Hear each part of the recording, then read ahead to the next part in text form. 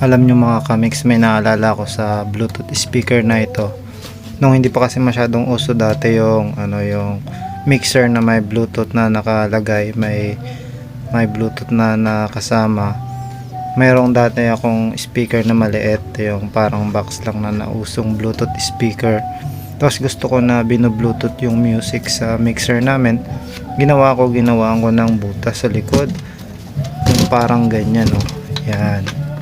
Kasi kapag bibili ka ng mga Bluetooth speaker, ito lang yung mga nakalagay sa taas, walang ganito. So ginawa ko, nilagyan ko niyan.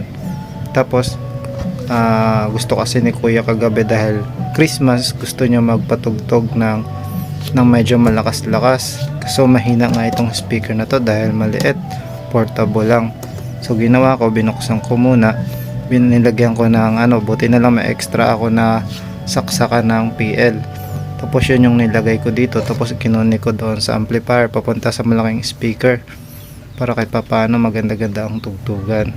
Tapos ngayon, nagulat ako na syempre sa mga panahon ngayon, ilang taon na ring uso na yung mga Bluetooth na mixer.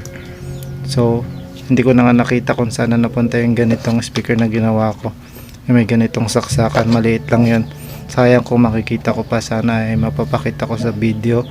Pinahiram ko kasi yun sa pinsan ko, kaso nga lang hindi ko alam kung okay pa o wala na, sira na o naitapon na. Pero ang mahalaga ay napakinabangan nila doon sa kanilang lugar. Ayun, no, madali lang naman tong butasin at dalawa lang naman ang linya, kaya kung gagawa kayo ng DIY, yung mga mixer ninyo o yung mga sounds ninyo ay walang Bluetooth, pwede nyo gawin yung ganyan. I-connect nyo lang dalawang linya, tapos may enjoy nyo na. Makakonect ninyo sa malaking speaker. Tapos ito parang magsisilbing mid-range na lang rin, kasi may malaki na kayo, may speaker, may tweeter. Ito, dalawang speaker na maliit ay magiging parang mid-range. So yun lang mga kamix, na nagustuhan ninyo maiksing video ito. Siya nga pala mga kamix, pa-follow naman ng ating Facebook page, Portmix Official. Meron din tayong TikTok account, Portmix Official, at meron tayong YouTube channel. Don't forget to subscribe and follow